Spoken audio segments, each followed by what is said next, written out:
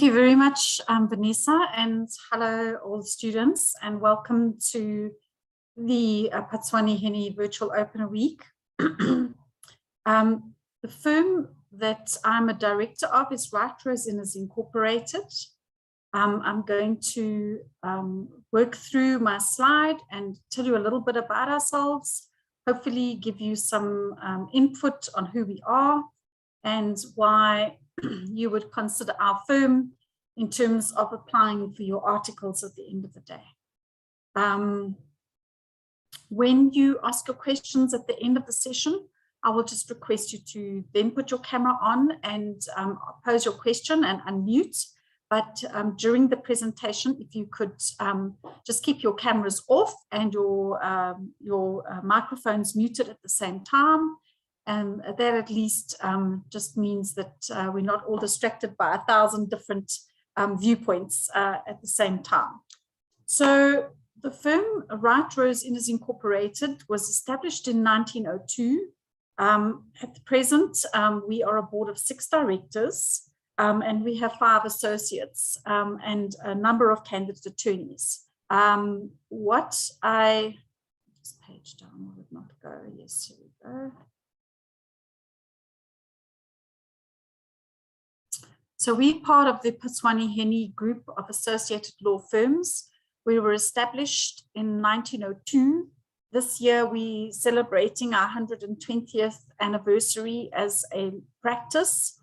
We are one of the oldest and longest standing law firms in the Republic of South Africa. I'm not sure, I think there's probably about 10 or 12 law firms that are in excess of a centenary old.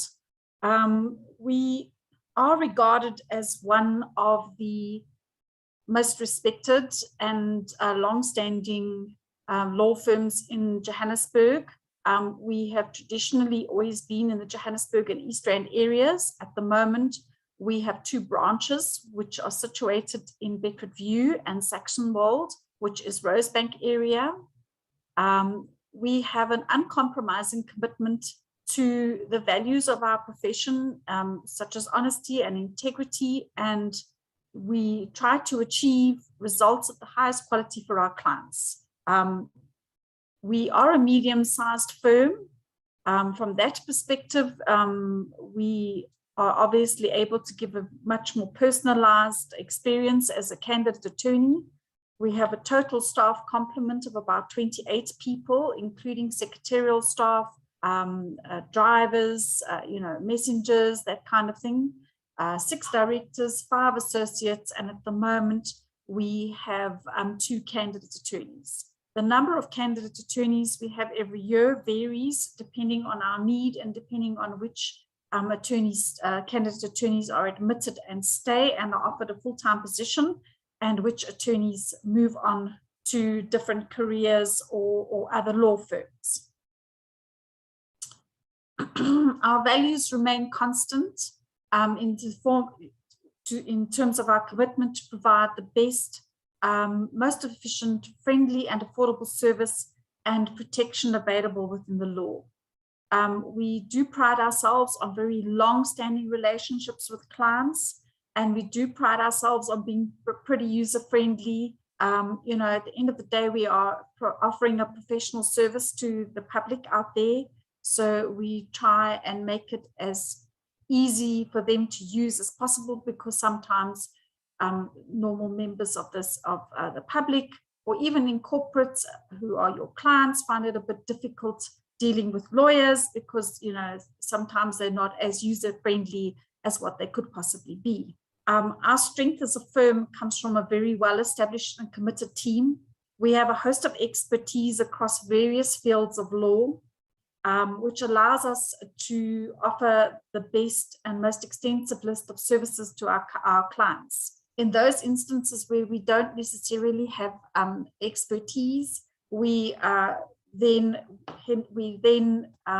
look towards members of the Phatshoane group that possibly have those areas of expertise, and that is the strength of being part of a firm that's in the Phatshoane group. We have professionals that specialize in a variety of expertise, including carriage and shipping law, commercial and contract law, company law, debt collections, wills and trusts, family law, general litigation, insurance law, labor law, property law, and alternative dispute resolution in the form of commercial arbitrations. We have present our Managing Director, Mr. Richard Madden. He is our employment law and labor law specialist. He has also done a number of sitting positions as an acting judge in the labor court. So from that point of view, we certainly do have a very experienced and well-known labor law department. I myself do work for a number of major freight forwarding companies, international companies, and my area of expertise is commercial and contract law, as well as carriage and shipping law. My expertise is in the logistics industry. So we do quite a lot of work in that particular area. And of course, all the usual other categories that I have listed here in terms of a variety of expertise. We have a conveyancing department where we have at the moment 2 full-time conveyancers who are very well experienced, between them 25 and about 32 years worth of experience. We also have a newly admitted associate who also works within that department as well. So we also have a very well-known and very established property law department, and amongst our various directors, quite a lot of strength in the commercial fields. In terms of us as a firm in the Phatshoane Henny Group, we are proud recipients of the New Breed Law Firm Platinum Award, which has been awarded to our firm by the Phatshoane Henny Group in recognition of our above 90% compliance with group standards in 2021. The Platinum Award is the highest award of the Phatshoane Henny Group to a member firm.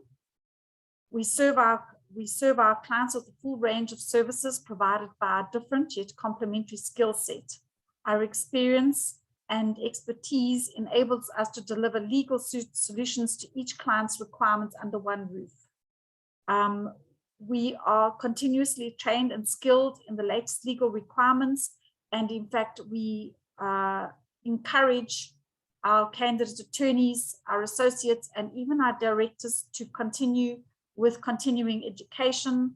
And that is the one thing that we do have access to in terms of the Phatshoane Henny Group, is access to all of our learning centers or various skills development in terms of online courses and the like. And this, of course, is very important in the legal field because it is not something that is static. It's constantly changing, which is also why, as a profession, it is something that will keep you busy for the rest of your life and you will never be bored. So just in terms of what we offer candidate attorneys, in terms of our vocational training, we are very hands-on in terms of our training as directors. I am the director that has the majority of candidate attorneys, but that depends on which branch, the Joburg or Bedford that requires a candidate attorney. But in the main, I am the director that is responsible for the majority of our mentorships and our candidate attorneys trainings, as well as dealing with vacation jobs, vacation holiday programs, and the like, as and when we offer those. There is a varied scope of work, and you will not be sitting and just looking in. You will be expected to physically attend court and do work and draft documents. It's very, very practical. We want to make sure that by the time you finish your articles, you are a fully fledged candidate who can go into the working world and basically run as a qualified attorney with the skill set to do that. We believe that in our firm, we have a maximum learning opportunities because of that. And because it is a smaller firm, we don't necessarily deal with rotational type of training. but you literally have day-to-day hands-on learning experiences. As a firm, we service High Court, the High Court South Gauteng, Johannesburg, magistrates courts, labor courts, the CCMA. We do a number of arbitrations, alternative dispute resolution, and on the odd occasion, we act as correspondent attorneys in constitutional court matters as well, because our offices in Saxonwold are situated close to that particular court. We do have a very good working environment. As a firm, we value our employees, and we try and keep our employees and ensure that there's longevity of service. You will find that in the main, our working conditions and our working terms and conditions and the environment is such that our employees stay for a very long time. So from that point of view, we do offer an excellent working environment and an inclusive culture. What we have done here is we have asked some of our younger members of staff, Eleanor Mbanga, who is now an admitted attorney and working with us in our Saxonwold offices, Kirsten Bell, who is also a candidate attorney who has come through our ranks and has been admitted and works in our offices. And these are two of their personal references and past experiences, which they've indicated, you know, how they experienced their time here at Wright Rose-Innes. If I could just indicate to you that we do have a policy to try and promote from within. We are a firm that values our succession plan, and we value our staff and keeping them for as long as possible, which is why we will always try and promote from within. We very rarely seek attorneys and professionals from outside of our practice.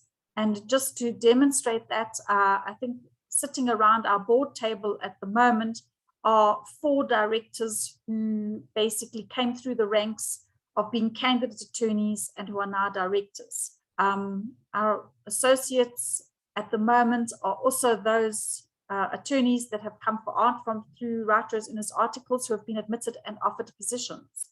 So from that point of view, this is our ethos, and this is why we try and spend as much time as possible and ensure that our candidate attorneys have the maximum learning opportunities and that they are trained to you know, to be able to hang around and be productive for us and future successors and future directors in our firm, which is why we believe our training program is very, very intense and very important.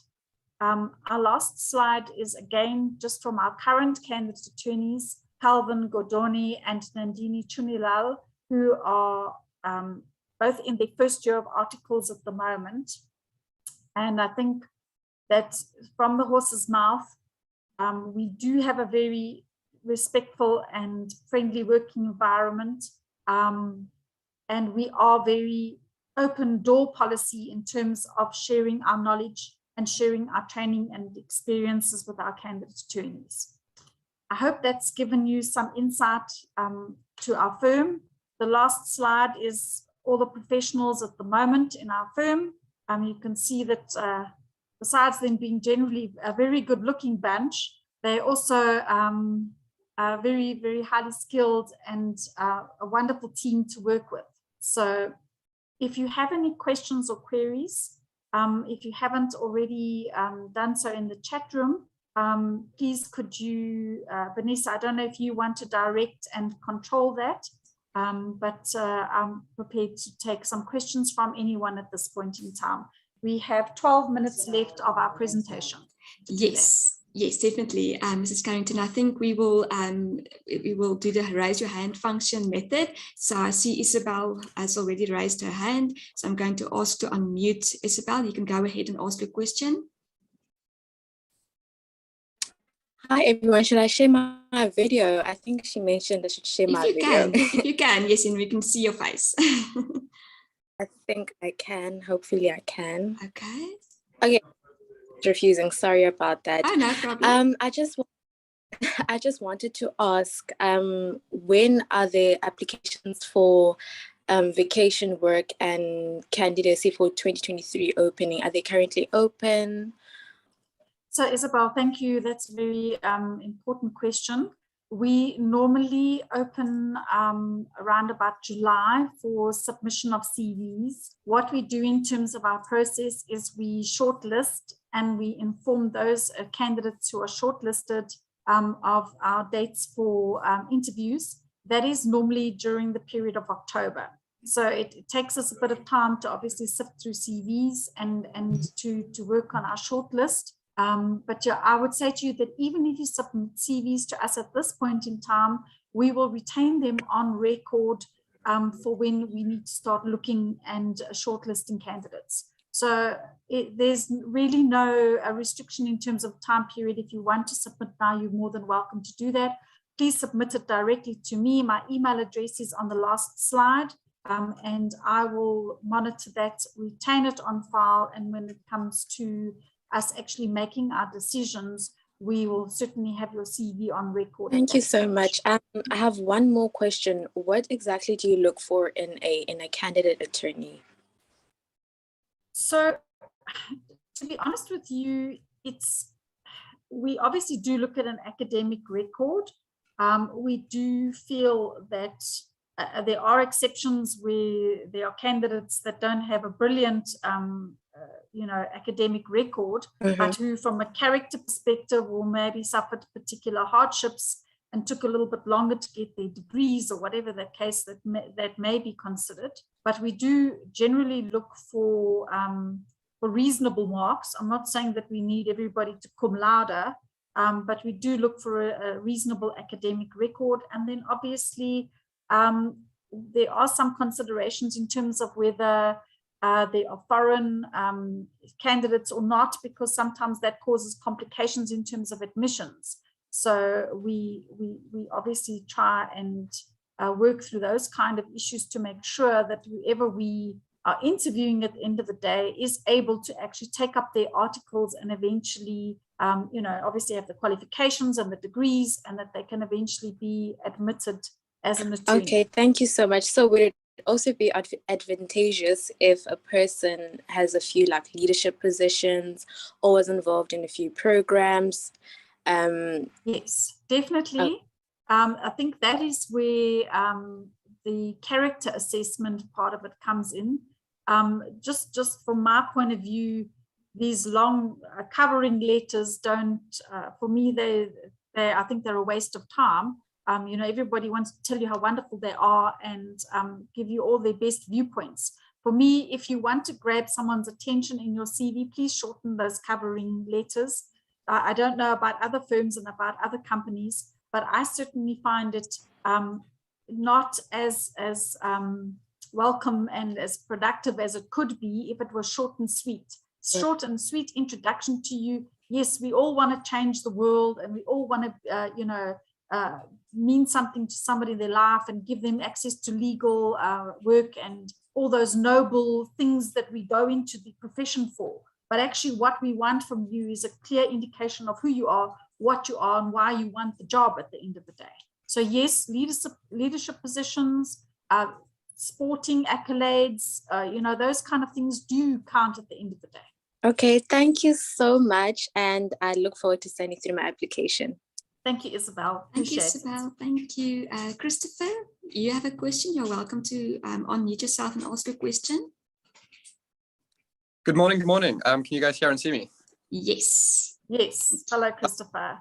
First of all, I just want to say hi. Good morning to everyone. And thanks so much for taking the time to speak to us. You mentioned, Ms. Carrington, that you work in commercial and contract law along with shipping. Yes. And that the firm rarely have a set rotation program when it comes to candidate attorneys and working under different directors.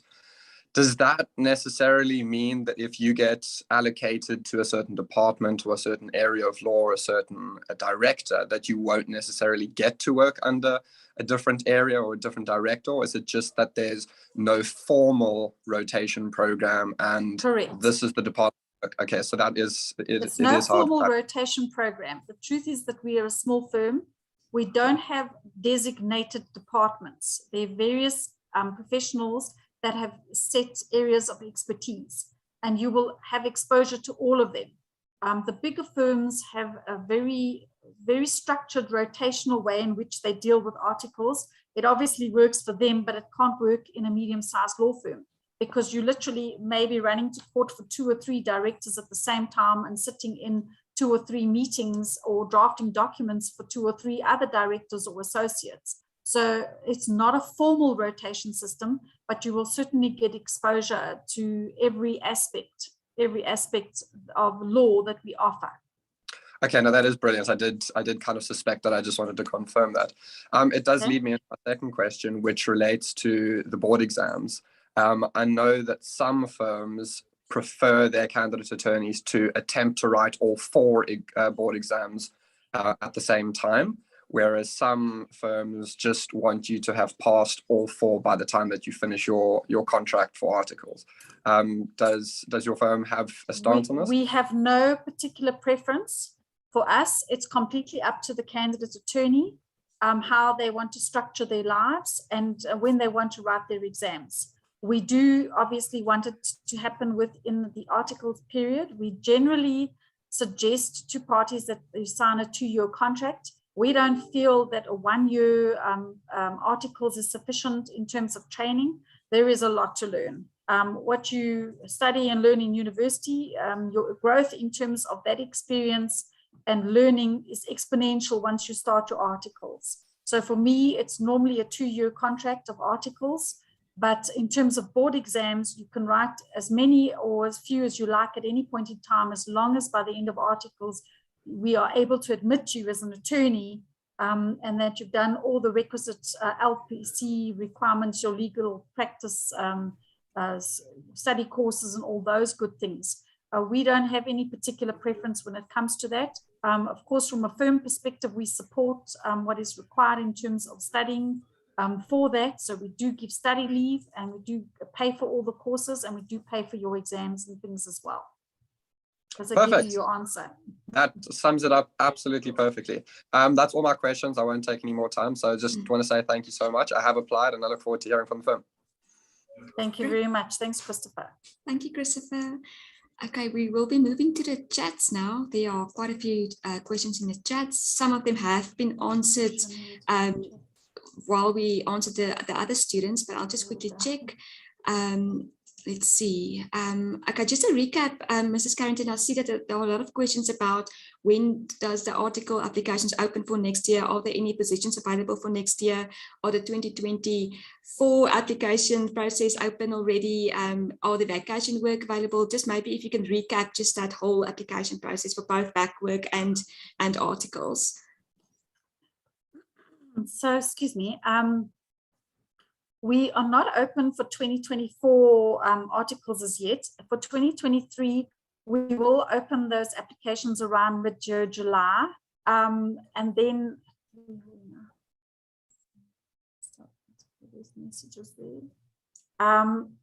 just in terms of 2023, we're not sure at this stage how many positions we will have available next year. That entirely depends on our current candidate attorneys and whether they are going to be admitted or not. Just in terms of a driver's license, no, we do not require a driver's license in order for you to qualify for interviews, but we would expect you to get a driver's license at some point in time because it is an important skill from a working perspective. If you don't have a motor vehicle, that is not an issue for us. We do have extra motor vehicles in the firm for our candidates to use at the end of the day.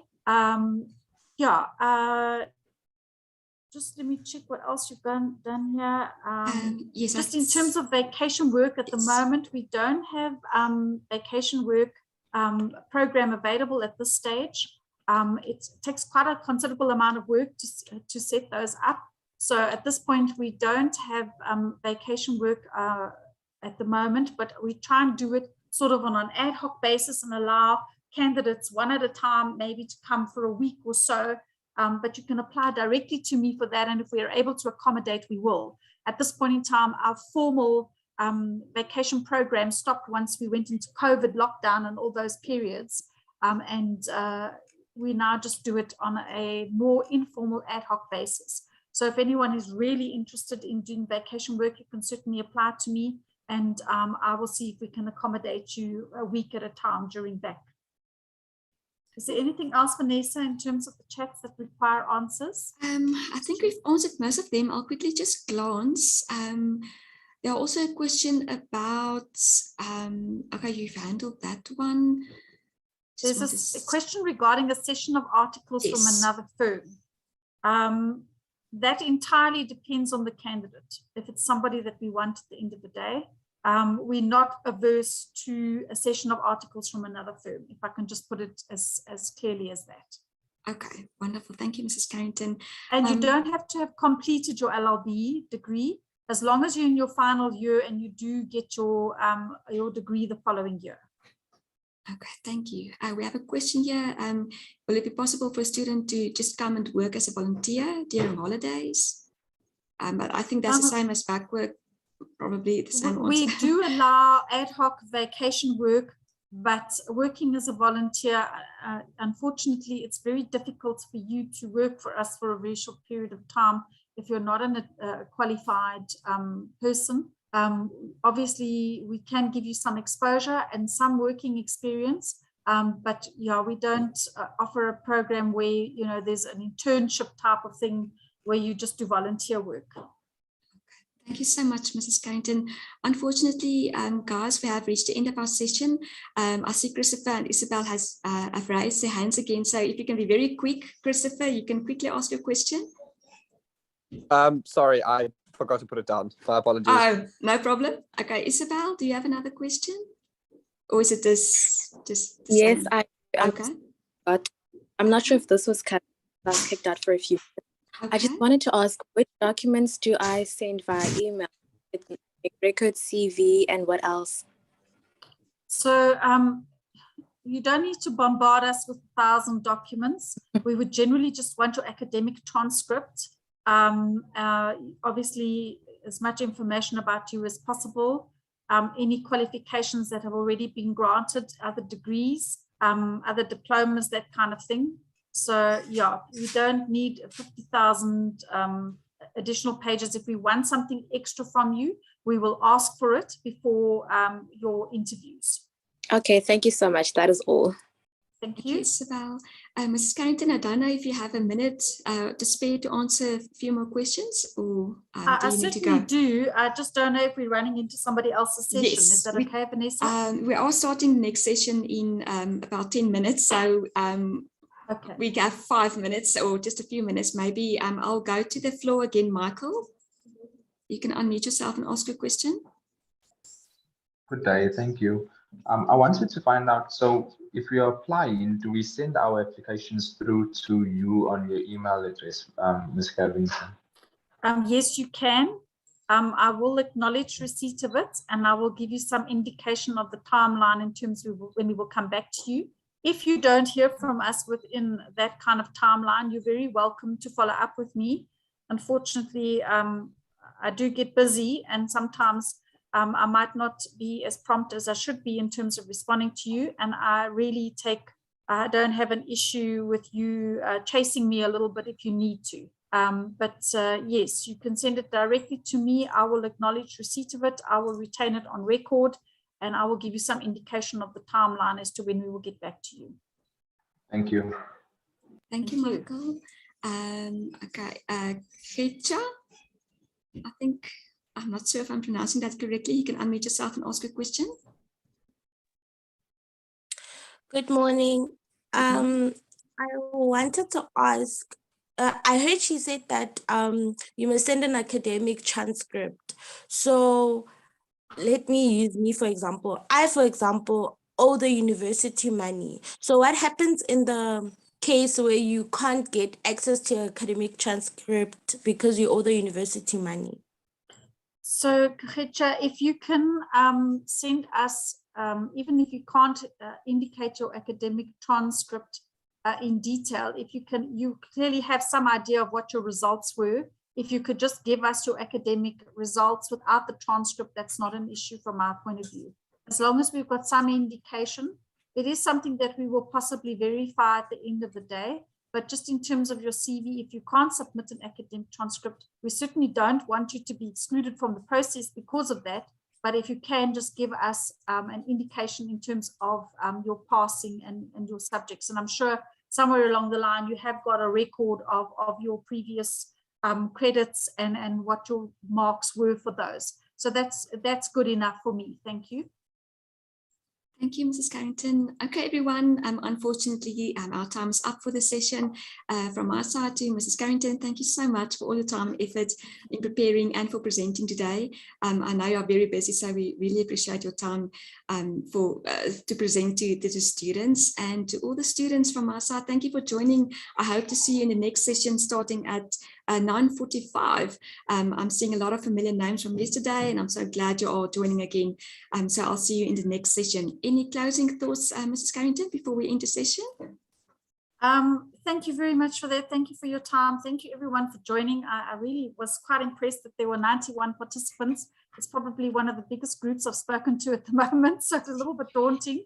But thank you, and a very, very good luck to all of you.